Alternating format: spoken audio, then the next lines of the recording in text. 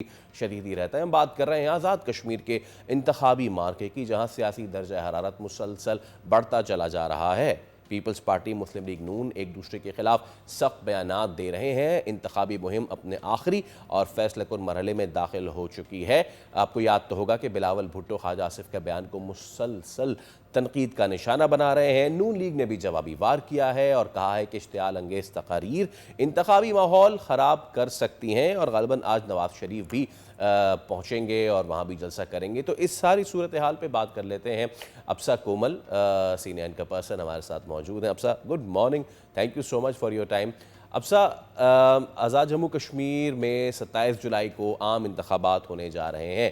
موجودہ سیاسی ماحول کو کس نظر سے دیکھ رہی ہیں؟ یہ جو انتخابات ہیں، یہ انتخابات روایتی سیاسی مقابلہ ہے یا پھر you see any other twist in it this time?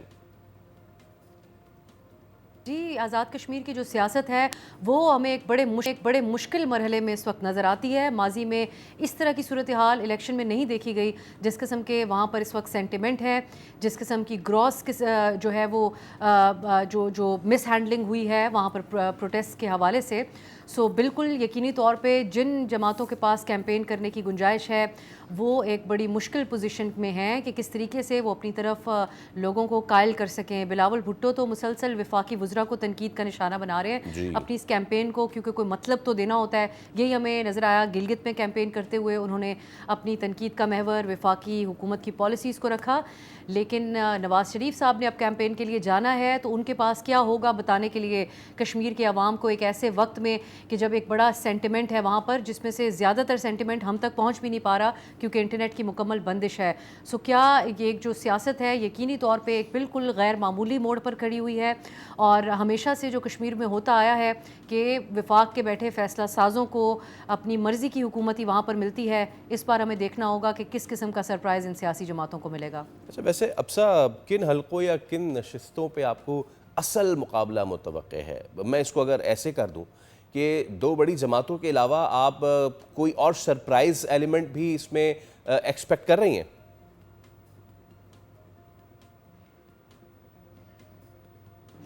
دیکھیے جی، بہت ساری صورتحال زیادہ تر امپورٹنٹ حلقوں کی تو اس وقت غیر واضح ہے، لیکن جو بڑا سوالیہ نشان ہے وہ یہ ہے کہ کیا لوگ ووٹ دینے کے لیے باہر نکلیں گے۔ سو جو ڈیبیٹ ہے اس وقت وہ ووٹر ٹرن آؤٹ کی ہے۔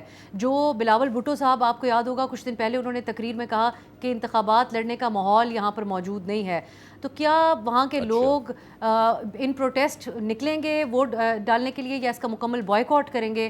یہ ایک بڑا سوالیہ نشان ہوگا، اور یہ امپورٹنٹ بھی بہت ہوگا سمبولکلی یہ بتانے کے لیے کہ وہاں کے لوگ آخر اس انتخاب کو کس نظر سے دیکھ رہے ہیں۔ اچھا، کیا پیپلز پارٹی سندھ اور مسلم نون جو ہے پنجاب کی مثالیں دے کر آزاد کشمیر کے ووٹرز کا دل اپنی طرف کر سکتے ہیں، جیسے ہم نے جی بی میں دیکھا تھا؟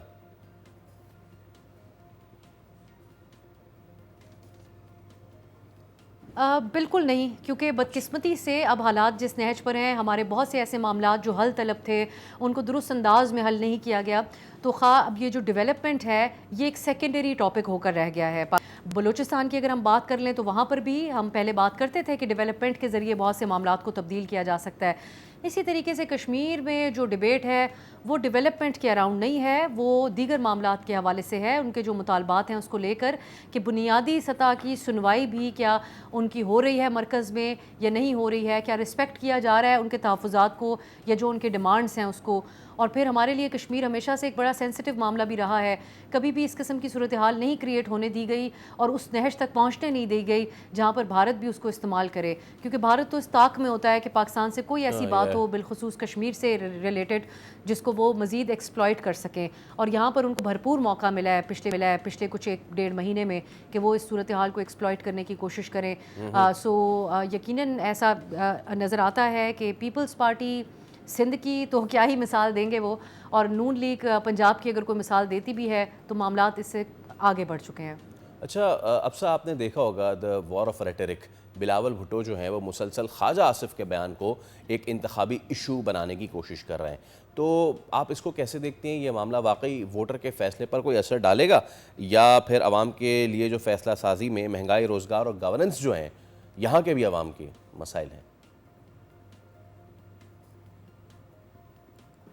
देखिए, वफाकी वज़रा की सतह से ख़ासकर आप वज़ारत दिफ़ा के लेवल पर अगर मौजूद हों और उसके बाद आपका जो बयान हो वो तमस्खुर उड़ाने के मुतरादिफ हो, सो उसको आपके अपोनेंट जो इस इलेक्शन में कैंपेन कर रहे हैं वो इस्तेमाल करेंगे, क्योंकि इसके ऊपर यकीनी तौर पे बिलावल साहब ऑन ग्राउंड मौजूद थे और एक बड़ा सेंटिमेंट उनको मिला होगा।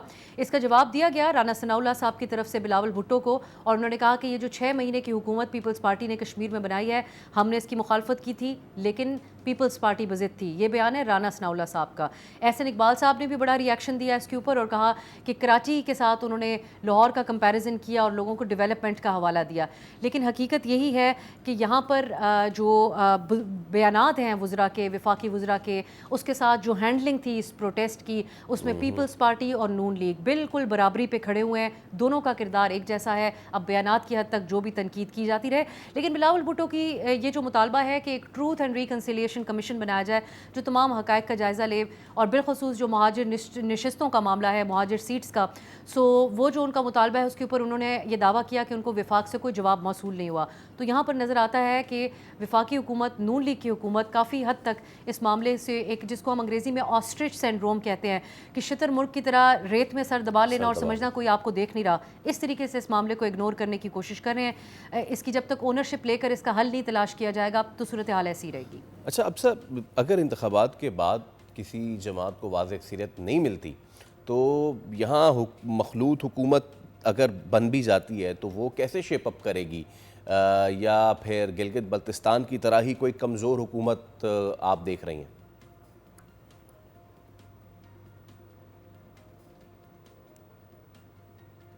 ये भी अभी कहना कबल अज़ वक्त होगा। देखिए, यहाँ पर जीबी के मुकाबले में बिल्कुल वहाँ पर कम अज़ कम अपोजिशन को ये शिकवा था कि उनको कैंपेन करने के लिए मौका नहीं दिया जा रहा। यहाँ पर भी पीटीआई ने आज़ाद कश्मीर में बॉयकॉट किया है, लेकिन वोटर, जो मैंने पहले जिस तरीके से बात की थी कि लोग, क्या वोटर टर्न आउट होगा, लोग वोट डालने के लिए बाहर निकलेंगे या नहीं निकलेंगे, ये एक बड़ा सवालिया निशान होगा। तो वो जीबी के साथ का कंपैरिजन करना या हुकूमत किस किस्म की बनेगी, ये अभी कहना हमें खासा कबल अज़ वक्त नज़र आता है। और ये भी देखना होगा कि मियां नवाज शरीफ साहब, जिन्होंने जीबी में तो अपनी कैंपेन में बस गिले शिकवे किए थे आवाम से कि मुझे क्यों निकाला, बहुत अरसे बाद वो सियासत में नमूदार होते हैं तो कश्मीर में लोगों से, क्योंकि वो कश्मीरी भी अपने आप को कहलाती है शरीफ फैमिली, तो वो किस तरीके से उन लोगों से मुखातिब होते हैं और वो क्या ज़्यादा मौसर होता है बिलावल साहब की कैंपेन के मुकाबले में, ये भी हमें देखना होगा।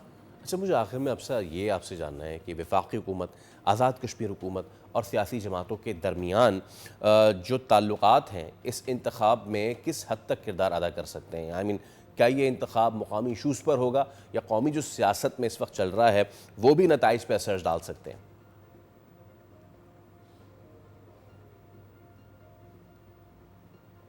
देखिए, कौमी सियासत तो हमेशा से वफाक में जो हुकूमत होती है, जीबी और कश्मीर में हमें उसी किस्म का आगे नज़र आता है, उन्हीं की हुकूमत बनती है। यहाँ पीपल्स पार्टी हुकूमती इत्तेहादी ने 6 माह हुकूमत की है, लेकिन यहाँ पे जो मामला है वो बिलावल भुट्टो उसी को अपनी कैंपेन में शामिल कर रहे हैं। लोगों का जो सेंटिमेंट है, जैसा कि मुहाजिर सीट्स का जो मामला है, हम यहाँ पाकिस्तान में बैठकर इस सारे मामले के ऊपर शायद इसको नज़रअंदाज करते थे या इतना कभी इसको सीरियस नहीं लिया गया था जब तक कि मुजाहिरीन की तरफ से मामला नहीं उठाया गया।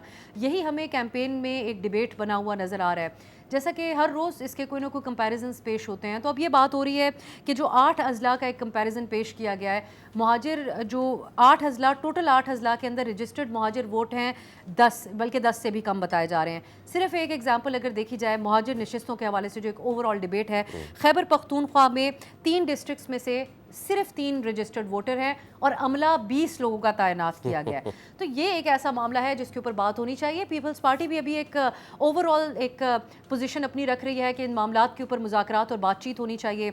नून लीग तो इसके ऊपर खामोशी ताने हुए है। इससे पहले जब इसके ऊपर डिबेट की, ऐसा लग रहा था कि कोई गुंजाइश ही ख़त्म कर दी गई है। तो इस मामले को जो एड्रेस करेगा, यकीनी तौर पर उसकी बात को कुछ हद तक वेटेज भी मिलेगा कश्मीर के अवाम की तरफ से, लेकिन हमें देखना होगा कि किस हद तक उनको कायल कर पाते हैं। एब्सोल्युटली, बहुत शुक्रिया अफसर कोमल, आप हमारे साथ मौजूद थी और आज़ाद जम्मू कश्मीर इंतखाबात के हवाले से अपनी राय से हमें आगाह कर रही थी।